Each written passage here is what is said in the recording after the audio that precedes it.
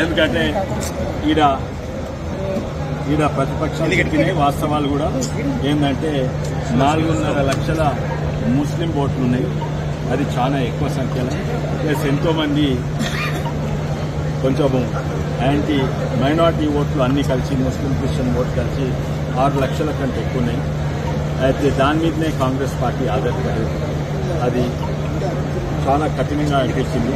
కానీ మేము సిస్టమేటిక్గా 3.5 నెలల సంది ఎన్నో ప్రోగ్రామ్స్, దాదాపు 30 ప్రోగ్రామ్స్, అంటే వాలీబాల్ టోర్నమెంట్, క్రికెట్ టోర్నమెంట్ నుంచి మన కూరగాయల బ్యాగులు పంపించుడు, భజనాలు, ఇవన్నీ కూడా దాదాపు యాత్రలు, మీటింగ్లు, విజయ సంకల్ప యాత్ర నుంచి మా స్ట్రీట్ కార్నర్ మీటింగ్ల నుంచి మా ఆశీర్వాద యాత్ర, ఇవన్నీ దాదాపు 30 ప్రోగ్రాంలు సిస్టమేటిక్గా పార్టీతో కలిసి చేసినందుకే ఈ గెలుపు వచ్చింది. లేకుంటే ఇది చాలా కఠినమైన కాన్స్టిట్యున్సీ అండ్ అవతల క్యాండిడేట్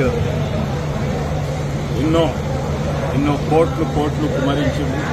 అండ్ వాళ్ళు ఆధారపడి మైనార్టీ ఓట్స్ అని వాళ్ళ జేబులు ఉన్నాయని చెప్పిండు. అండ్ అట్లనే అని అది దురదృష్టం అనుకుంటున్నా. ఎందుకంటే నాకు గెలిస్తే అందరి ఓట్లతో గెలవాలన్నది, ఏదో కొంతమంది కాదు. కానీ కొంచెము నెగటివ్ పోలరైజేషన్ చాలా చేసింది కాంగ్రెస్ పార్టీ. అది వాళ్లకు నెగటివ్ అయింది, దేశానికి రాష్ట్రానికి చేవల ప్రజలకు నెగటివ్. ఎందుకంటే ప్రధానమంత్రి మోడీ గారి సిద్ధాంతము అయినా, నా సిద్ధాంతమైనా, లేకపోతే బీజేపీ పార్టీ ఆర్ఎస్ఎస్ సిద్ధాంతమైనా అందరూ ఒకటే, అందరు కలిసి పనిచేయాలి, సబ్కే సాత్ సబ్కే వికాస్. అయితే కానీ కాంగ్రెస్ పార్టీ చూడలేదు, మేము మైనారిటీల పార్టీ అని చూసినారు. అది దేశానికి రాష్ట్రానికి కాదు. ఇంకా కొంచెం పోస్టల్ బ్యాలెట్ ఉన్నాయి.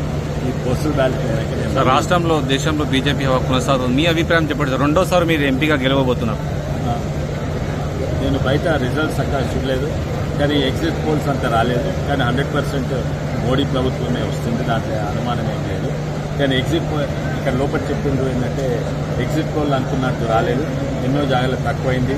చాలా ఇతర పార్టీలు నెగటివ్ పోలరైజేషన్ చాలా చేసింది, వాళ్ళు డివిజివ్ పాలిటిక్స్ చేసింది. దానివల్ల బీజేపీకి సబ్కే సాత్ సబ్కే వికాస్ అనే సిద్ధాంతాన్ని ఓడగొట్టిందని నేను. సార్ మీరు ఇప్పుడు గెలిచారు సార్, చేవల పార్లమెంట్కి ఏం చేయబోతున్నారు సార్? వికారాబాద్ కానీ, తాండూరు, పరిగి, మహేశ్వరం. నేను 10 ఏళ్ల సంది ఏం చేస్తున్నా అదే చేయబోతున్నా.